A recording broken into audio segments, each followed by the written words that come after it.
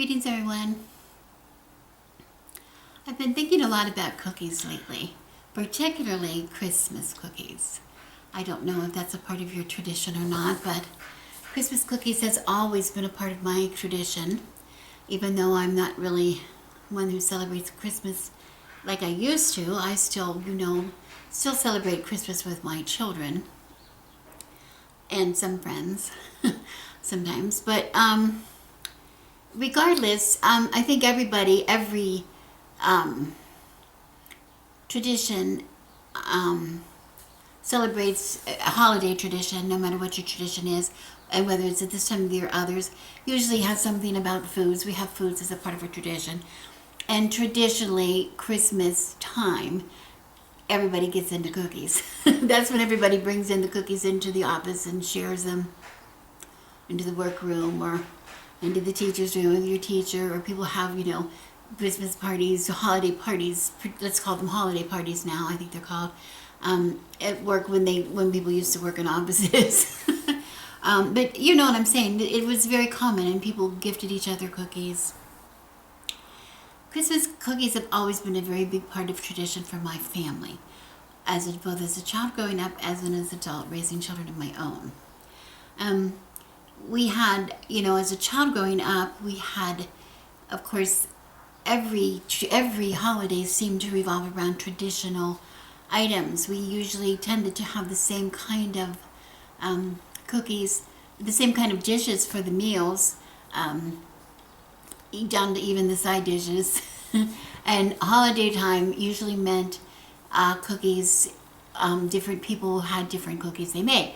As a matter of fact, I have this old cookbook here. It's really worn. I've had it all my married life. It's broken and taped. It just mostly has those kind of recipes in it. Recipes that were handed down from my mother or grandmother or from friends of the family. The traditional foods that I ate for different things growing up as a child.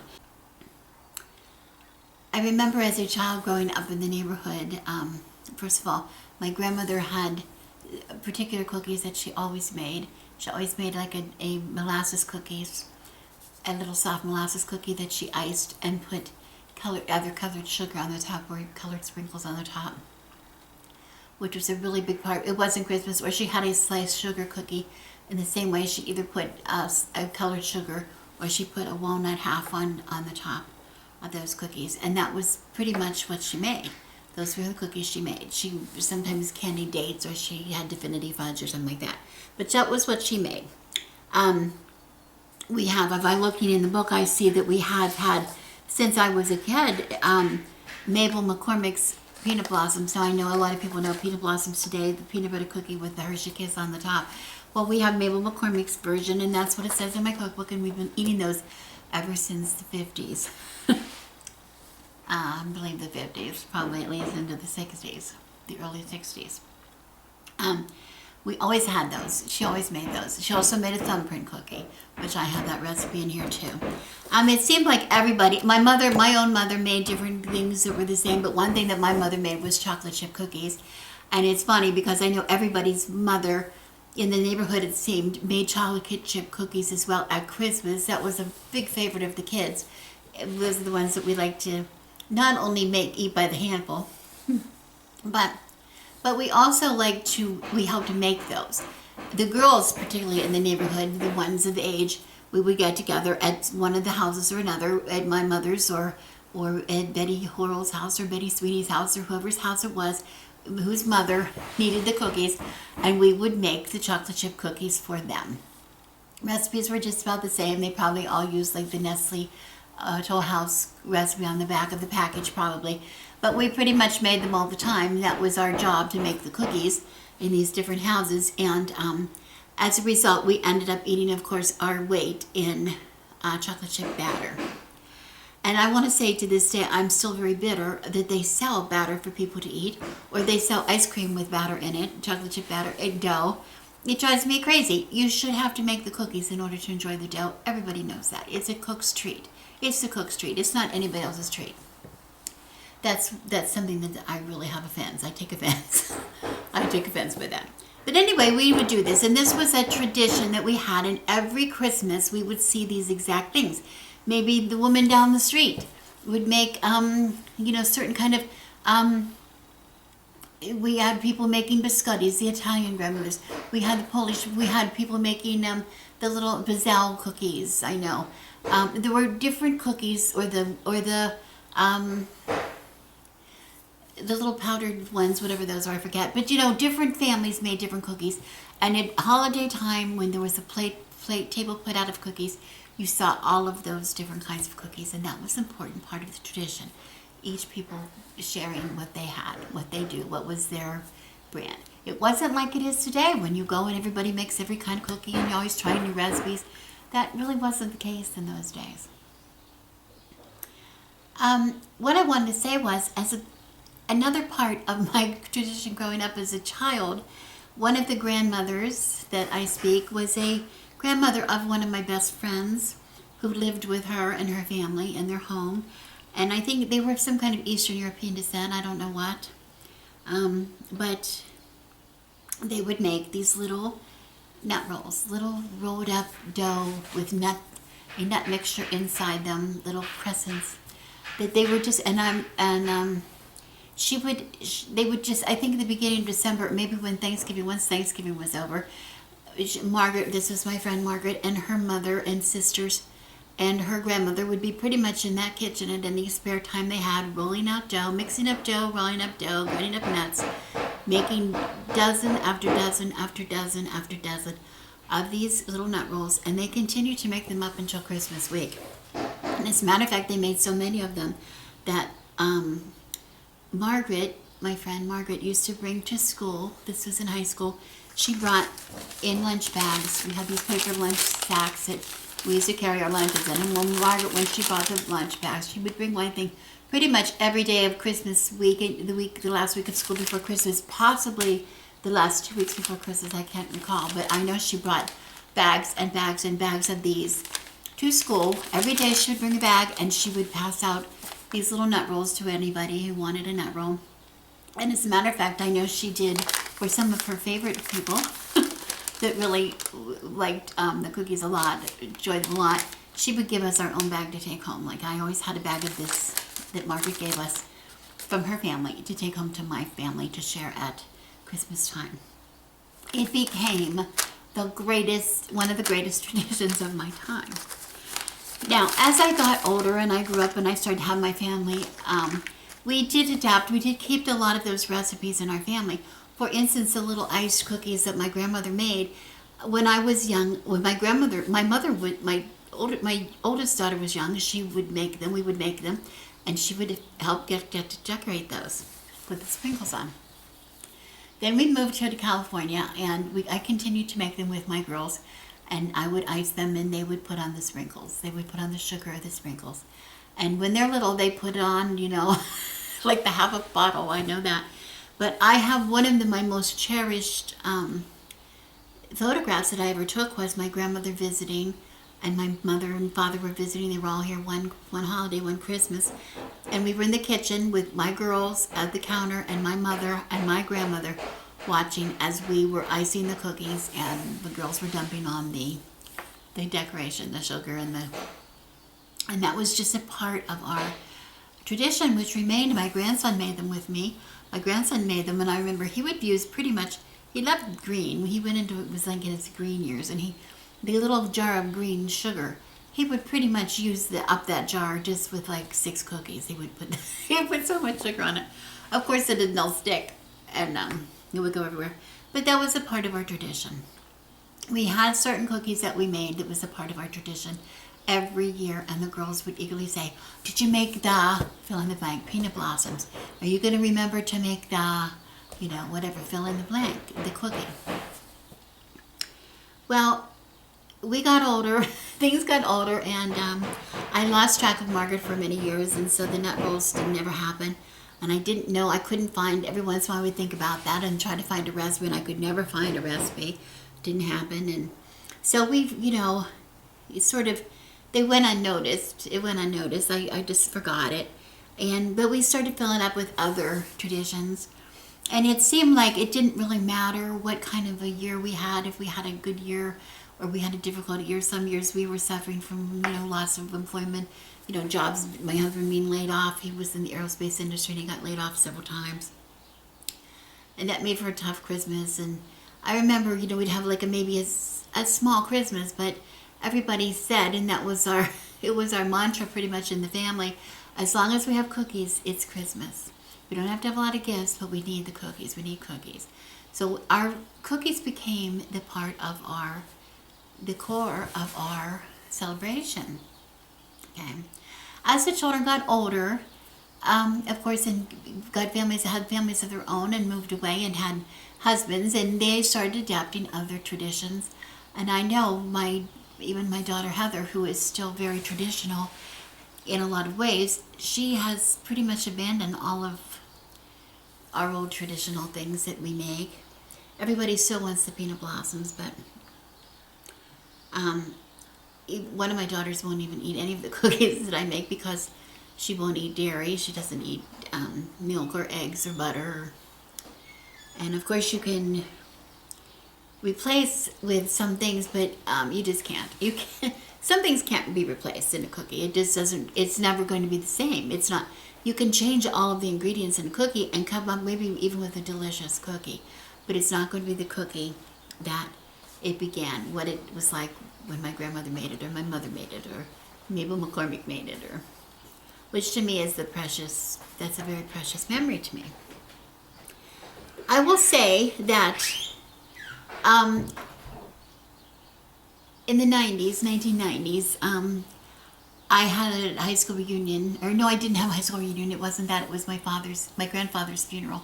That my husband and I and our children went home for my husband's father's funeral back to Pennsylvania, to our hometown, and we were in the funeral home, and Margaret walked into the funeral home, and I hadn't seen her in 20 years, almost 20 years, 15, 20 years, and we reconnected. And she became a big part of our family, even though we lived on separate coasts. She traveled to see us several times, and we stayed very close and a lot of contact. She went to Las Vegas with this one time. And as a result, I got the recipe from her cookies. She gave me the recipe she had. She asked her mother, and her mother gave it to us. So I had the recipe, and I was real excited. And I even tried to make them once, and I thought, boy, these are a lot of work. They're really a lot of work. And it just seemed like a lot of work to go through. They were still really good, but I enjoyed it, and the kids, everybody enjoyed them. They were lovely. But then what happened in the end of the 90s, and I think 99, I think it was 1999, Margaret died suddenly. She died. Got a brain tumor and died within just a couple months. It was very sudden. And she died at Christmas. Not on Christmas, like a couple of days before. And it just made the idea of baking those cookies sad. Because not only was I thinking of her, but I was making them at a time of the year where she would have been making them and giving them to me in the time of the year that she died. So it was a very sad memory for me. And I kind of abandoned the whole idea of making those cookies. And once in a while, one of my family members would ask for them, and since then, and I did make them. But I have to say, in the back of my mind and in my heart, it was still a painful time. It just wasn't happy. I didn't have that happy memory associated. I was glad people enjoyed them, and I was happy to make them, and I thought they were delicious, but I just couldn't get past the sadness. So then I thought of this. I thought of this. And I thought of, I looked back and I realized, many years later, I had come to learn that Margaret didn't have the happiest life at home, and there were some difficulties in her home life. And this act of making these cookies was probably a chore for her because her grandmother and her mother were very strict and Her family was a very strict family, and she probably was kind of forced to do it. Where other people were ice skating and doing other things, she was baking cookies like every day, like really, like every day. But the joy that she got and the joy that she gave other people with these bags that she could bring, I realized that that's what it was about. It wasn't about the cookies. It's not about the cookies. We hear that all the time, don't we? We hear those little messages all the time from things. We read them in holiday cards, but until you really experience that and see it and as an example in your life, maybe you don't see it, maybe you don't feel it. So anyway, I'm setting out this year, and I'm going to tell you a little more about it later, but I'm going to set out this year, and I'm going to make these net rolls. I'm going to make them for this year, and I'm going to just show you what I'm doing. I'm going to share it with you a little bit. I have to say, I'm not really sharing the actual recipe with measurements and things here on this video, but I'm planning on including this recipe in my book that is coming out, I believe next year, I hope so. It will be in there, and I'll tell you what I'm doing. I will tell you and show you, how I make them, so that you can see what it is. It's really not about this recipe. It's just about my experience, right? Okay. So I will say that the recipe, when I finally got the recipe, I have it here in my book, and I have at the beginning, I don't know if you can see it or not, but I don't think I need to show you, but it has, yes, it's the real nut rolls. Yes, Virginia, it's the real nut rolls is what I call them, because do you remember that some of you, older at least, remember the column that became very famous? They even made it into a movie. Yes, Virginia, there is a Santa Claus, about some newspaper columnist who was writing an answer to a little girl who wrote to ask if Santa was real. And yes, Virginia, there's a Santa Claus. But yes, I said, yes, Virginia, there are, because there are the real nut rolls, because this is Virginia Hugo's recipe. It came from Virginia Hugo, which was Margaret's mother. I believe it was her grandmother's recipe, and I don't know where it came from before that. But at any rate, it makes 12 dozen cookies. It takes 10 cups of flour, 10 cups of flour. So normally in my family, I just would make it, I would half it, 5 cups of flour. So I would make about 6 dozen cookies, which was still a lot. I would make and freeze and give cookies. The good thing about them is they're good. They stay frozen in the freezer for a long time. They can keep very well.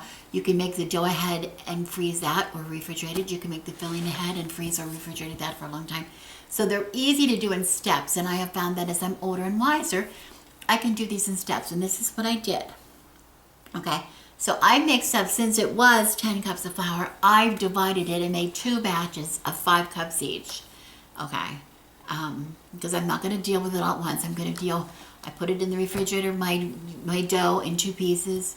One piece I was working with today, which I'll show you, and the other piece is just going to be sometime in the week coming. I will make the rest of the dough, make the rest of the cookies, the rest of the nut rolls, I guess I should call them, and I'll probably freeze them, and some more will come out for Christmas, and some I will keep for maybe a winter's tea sometime in January or February. Okay, so anyway, it uses, but the whole told, I'm using, I want to say, the 10 cups is for the entire 12 dozen. So for 6 dozen, if you want to just try to follow along, I would use 5 cups of flour, 1/2 pound of butter, about a 1/2 teaspoon of salt, a cup of milk, 1 cup of milk, about a tablespoon to a tablespoon and a half of yeast, and 3 eggs. That's what goes in the dough. And what you do is you make the flour, you combine the flour and the salt like you do for pie crust, cut in the butter, just like you're going to make a pie crust. And meanwhile, you're going to warm up the milk. No, you don't warm up the milk. That's the trick. You don't warm up the milk at all. It's cold milk from the refrigerator, and you put yeast. You mix it up with the yeast, real good. But it's not going to dissolve too well because it's cold milk. But remember, and then you beat in 3 eggs, so you have that mixture, and you pour that in with your dry. Make a smooth dough. Just mix it up however you can. I used my KitchenAid with the dough hook just to get it in a nice, because it was a lot to work with. But that's the first time I did it that way. Usually I would do it by hand, and I'm sure Virginia and Margaret and the grandmother did them by hand as well. Just mix it up and knead it until it get, not to make gluten, just to get it nice and smooth. And then that dough goes in the refrigerator, or it can go in the freezer. It can be divided, like I said, you can divide it into pieces and freeze some and refrigerate some or whatever. But it has to stay in the refrigerator at least 6 hours. So I keep that overnight in the refrigerator. Okay. And then that's what I did. And I did that yesterday. And then today I just got my nuts. And I made a full thing of filling, which is for the full recipe. Because I found sometimes I have trouble getting it as thinly spread out as they did. So sometimes I need to make a little more filling for all of these cookies, but it doesn't matter because you can still keep it if you end up too much. But basically, I made a pound of ground nuts. Walnuts, I just put them in the food processor and gave it a whiz. Getting them nice and fine, you know. They say grinding, and they usually probably did put them in a grinder. Mine have a little bigger pieces of nuts in them than theirs. But that's sort of a preference thing. My family kind of likes that nut. But they're not big nuts like you would get it even in a cookie. Or they're pretty small. You'll see because I'm going to show you my dough when I roll it out. Anyway, I take milk. In this case, I took 1/2 cup of milk. And I heated it up just to get it warm. Because then I wanted to dissolve 1 1/2 cups of sugar. Just plain granulated sugar in that milk. And dissolve it. And then I added 2 teaspoons of cinnamon, stirred it up real well, and about 1.5 teaspoons of vanilla. And then I mixed it, we combined it with the nuts. So it just made like a gloppy mixture that I'm going to be, a spread of a mixture is what we were looking for. Okay. And then it was ready to use for filling. So of course the heat was off and it was just sitting there. And I find it works a little better if it's a little bit warm, but of course it could not. I apologize, my husband projects go on and he's apologizing too, but I can't do anything about the noise, so please don't complain. He's doing something wonderful with that saw. Anyway, my house is very cold, so my filling didn't stay warm, but it doesn't matter. It just is a little bit easier to spread. Then I get the dough out of the refrigerator and I just break off pieces of it, and I will show you. This was my half dough, which was the 6 cups flour, and I made about half of that today, maybe not quite half. Yes, I think I made about half of it today. And then, which I will show you, and the rest I'm going to do another day. This is the dough that I've had, and I just had this in the refrigerator, covered with a bonnet. This half recipe that I left in the bowl, I'm doing about half of it. This is half of what's left. So this represents about 1/4 of the total amount of dough I had, which that's what I was saying, it makes an awful lot of cookies. So I'm just going to cover this back in between my bowl, and I'll either continue making, or this can go back in the refrigerator for a day or two. If it's going to be longer, I would just freeze it. But I like to roll out here. I have wax paper, simple wax paper. And I like to roll between wax paper because this is it's sort of a sticky dough, a little bit. And I want it thin, so it's going to be a little hard to handle. And I just put a little bit of granulated sugar. Instead of flour, we use sugar on these cookies. Cover with another piece. And I'm going to get it sort of in a circle. It's not going to be a circle, I don't care, because I'm cutting wedge shapes out of here. You'll see in a minute. And see, this way, instead of turning the dough, I can just turn the paper. So much easier.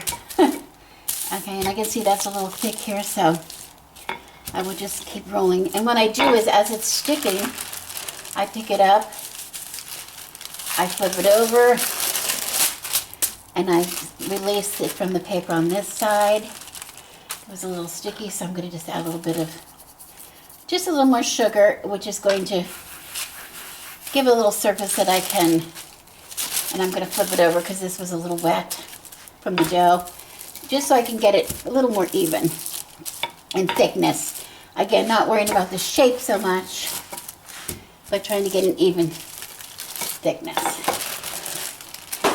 And I think, see where it catches on the paper? I just want to release that. And now I have a pretty nice, even thickness of dough. Okay, so let's put this aside for now.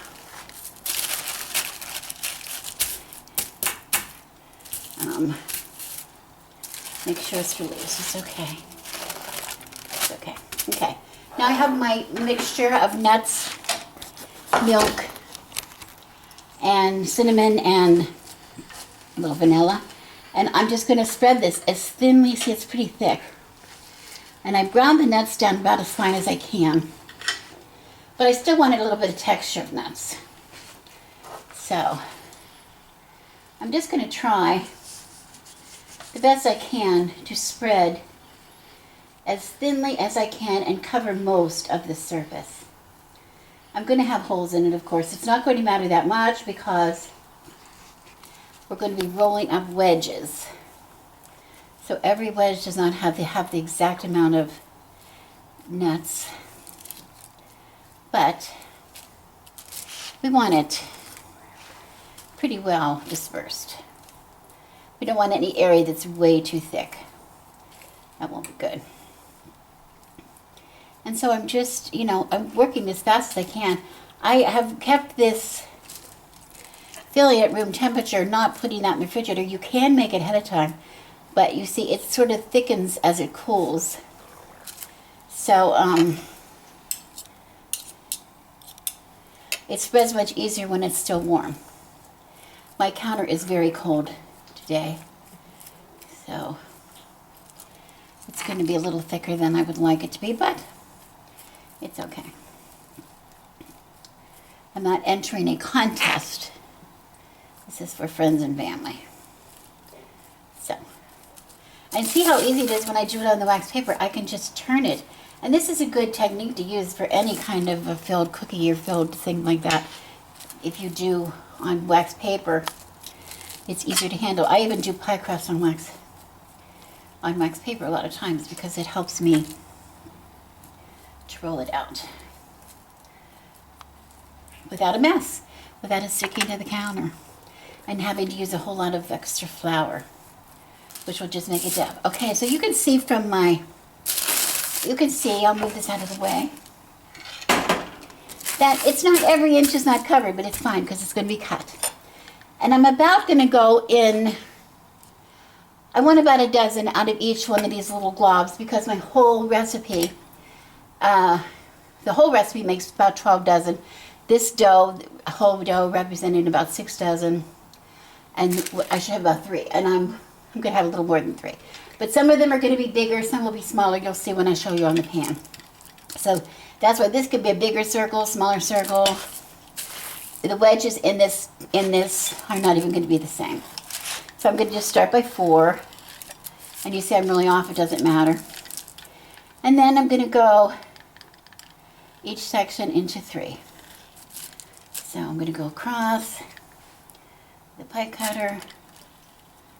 And I kind of messed up there. It's sticking to the nuts on my cutter. So I can do it separately. But each one of these little quarters, if I do in 3, I will end up with a dozen. Not at all the same size or shape. Doesn't matter. This one is kind of long and skinny. And I'm just going to roll, kind of in a little nut roll shape. I'm going to just tuck any ends that are there. I kind of tuck in because those are the bits that would brown a little faster, whatever. And then I'm going to just take and I just put it in a little bit more sugar. And then I put it on my tray. Here, you can show the tray. I'm going to come up and show the tray. I just have soap pad here on the tray. You could use parchment paper because when these bake, this filling will come out and it'll be a little bit messy. And here I have a whole tray here to go. You can show that. Okay, I'll come back here. So I'm just going to finish rolling these, but you see, it doesn't matter the shape. This is a real funny shape. I just roll it. And if I deal with ends, see that? I just kind of tuck it, roll it, push it together, maybe curve the ends a little bit if you want to. You can curve it like this kind of a shape. A lot of people use that. And then rolling it in the sugar. And that's it. Let me see if I can find a wee one. Some of them are going to be really wee, like skinny. Short and fat. They're going to end up short and fat, like that. Now these are going to raise a little bit in the oven. They're going to get a little bit larger, because remember we had a yeast dough. And some are going to be bigger. Here's a little bigger one in size. And some I have that are quite, well, a good bit larger. Okay, it doesn't matter. So I just want to leave room on the cookie sheet for them not to touch, so they have a little bit room to get bigger. Okay, I'll come back and show you when they're baked. We're busy making preparations for Yule celebration, which is going to take place next weekend. And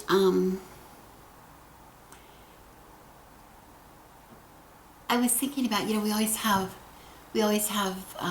cakes and ale.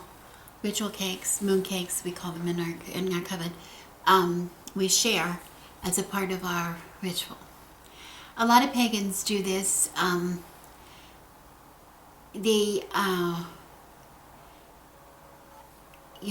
Not to be confused. This is not to be confused with like a communion that is common in the Christian churches, where we have the bread and the wine. Taking place, sharing.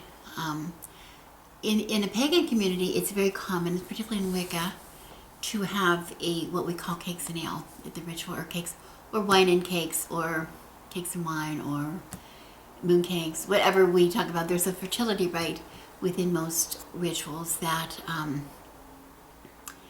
we have offerings both of some kind of cookie or cake, which usually is like a cookie, or a little small cake, and either wine or ale or some kind of beverage. It could be anything. And in this manner, we are celebrating the gifts that given to us by the god and goddess, and sharing them among ourselves. And so we always have that. And I was thinking this year of having the little nut rolls, which, as you can see, came out so cute. They're just adorable little things. They're lovely. That's a pretty big one. Some of them are kind of little, some of them are kind of little. They're just a couple bites, but they're nice. They're not messy. It's not a messy thing, so you can pick it up with your fingers and eat it easily. And I was thinking, we could put on a nice plate, because we usually have our cakes on our cookies, whatever, they on a little plate on the altar. But this time I was thinking, I was half joking, and I thought I should put them in a bag on the altar. And I was thinking about that, and I was thinking, just the thought of that made me joyous. Just the thought of that took that sad memory of my friend Margaret, no longer able to bring these to us at the holidays in her little bag. It took that sad memory that I had and made it into a happy act of love that I had, a happy remembrance that I had for Margaret. And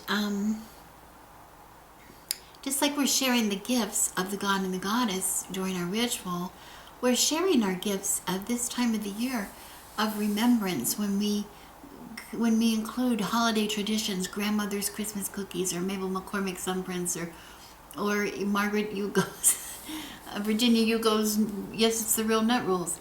Whatever it is, it's a memory to be shared that is about love. It is a gift given from those people that we loved to us, that we can then pass on that gift and that love to others, hereby remembering them with happiness, with joy, rather than remembering the sorrow of their loss. So when I thought about that, I thought this is a perfect way. And when I sit around in my sadness sometimes and I'm thinking, should I go ahead and make these cookies or not? Does anybody really care if I make these little iced decorated cookies anymore? I don't know. I no longer have little children to sit and decorate them with me. I don't have that anymore. I don't have, anybody's mother or my neighborhood friends or anybody caring about the chocolate chip cookies. Maybe somebody even likes some of the recipes better than my standby chocolate chip cookie recipe that I've been using my entire life. Maybe they don't. But I was saying, you know what? It's about, for me, my memories, my remembrance, my acts of love, my way of sharing my gifts with those people that I love.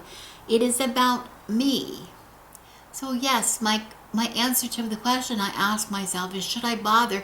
Yes, I should bother, because it gives me joy. It gives me moments of remembrance, these fond memories that I have, these wonderful things. It's honoring the acts of love that these people who are now passed from our lives gave to me and to those others that they love. And so yes, I'm going to make the cookies. Make the cookies, everybody. Continue to do the tradition. It's not important. If it's not important to others about your grandmother's cookies, it doesn't matter. It's important to you. And the love that your grandmother had for you when she gave you those cookies is the love that you're passing on to somebody else. So it doesn't matter. If that's what gives you the joy, that's what gives you the good memory, that's what completes your holiday for you, make the cookies. Hey, if it's just me eating these cookies, I'm not going to complain. Thank you for watching. I'm Rebecca, and I wish you blessings.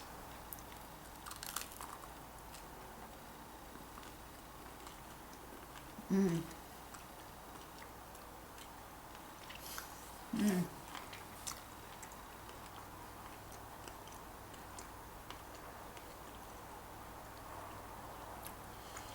That is lovely. I all of a sudden want a cup of coffee. I don't even drink coffee, but I really would like a cup of coffee right now. Happy holidays, everybody. Happy solstice, blessed solstice, and blessed solstice to Margaret. I loved you, Len, and I love you now and forever.